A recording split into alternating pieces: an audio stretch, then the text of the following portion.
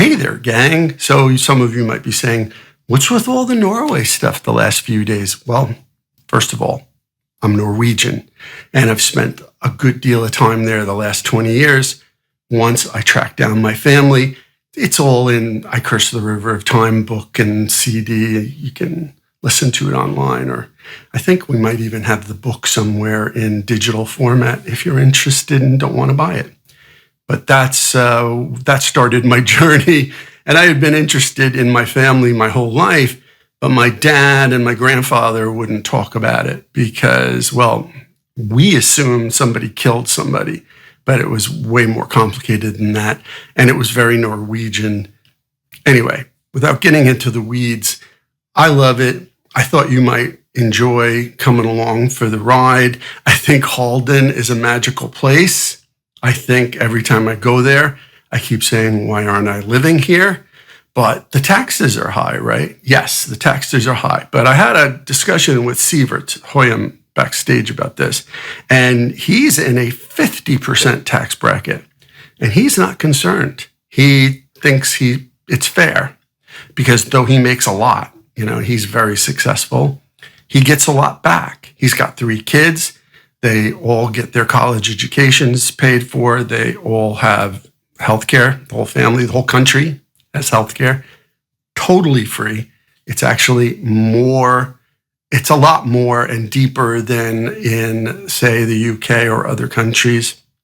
And, his whole thing was, people talk about socialism, but insurance is socialism. It's like you're buying insurance to protect against potential failures or something going wrong. And he's like, what we do is we invest in each other so that we protect each other. That's our insurance. So I won't go into the weeds on that either. But it was fascinating. And one thing that Norway does really well is protect their artists and invest in their artists. A lot of times you can apply for grants, and those grants can last for several years. They allow you to get a foothold. Statoil in Norway, which is why Norway has all these things, because it's nationalized, right? They actually give out grants themselves to artists every year. A lot of money, because I know 1 or 2 people that got them. It's nice. So, especially in today's environment of where it's really hard to get remuneration from your music, much harder than when I was starting out. And we talked about that backstage, by the way, they were all frustrated. The band members, they've played with lots of people, and they're like, what's going on here?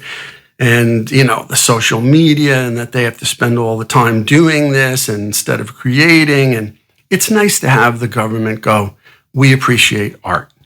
And that started, where this is going, that started in the 1850s with Henrik Ibsen and Sigrid Undset, who were the first to Undset. Let me make sure I get that right. Sigrid Undset, who was like the first major female writer that I can think of. And both Ibsen and Undset were like worldwide phenomenons in the 1850s. So the Norwegian government, long before they had money, decided, hey, this is an area where we can excel. So they started supporting writing.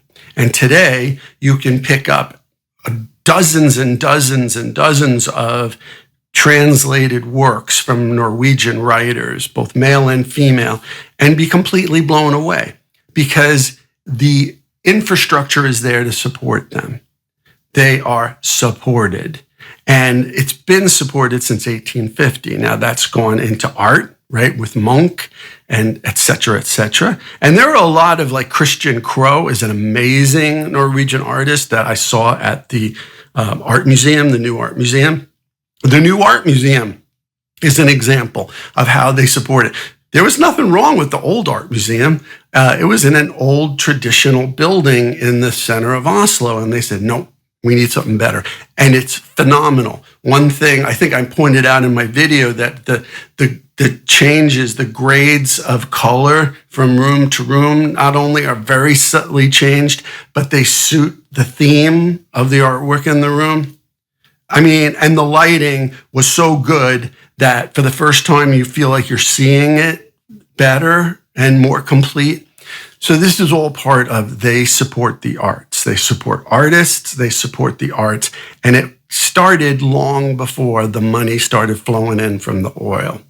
So that's why I was sharing it with you. I have like an extreme affinity for my mother country, and I wish I could live there. For someone like me who wasn't born there, the taxes would be probably, because I still have to pay U.S. taxes. But considering that my U.S. tax bracket, I think it was 37%, I'm trying to remember. But Sievert's paying 50 and he's getting a lot more. But for me to move to Norway, they would tax my investments, they would tax my income, and I'd still have to pay U.S. tax. So that wouldn't work. However, Sweden would work out pretty well, I think. So that is a possibility. And since Sweden is right on the border of Norway at Halden, boom, right there, that is something to look into. But I just love the area. And I love the light. I love the air. Like when you breathe in the air in the morning, you're like, oh, wow, this is what clean air feels like. You know what I mean? And everybody's happy. Everybody gets a pension when they reach, I think it used to be 62. They might have upped it to 65. I mean, even homeless people get a pension when they reach a certain age. So, everyone's happy. Everyone's got health care. Every kid can go to college. I mean, is this something so weird?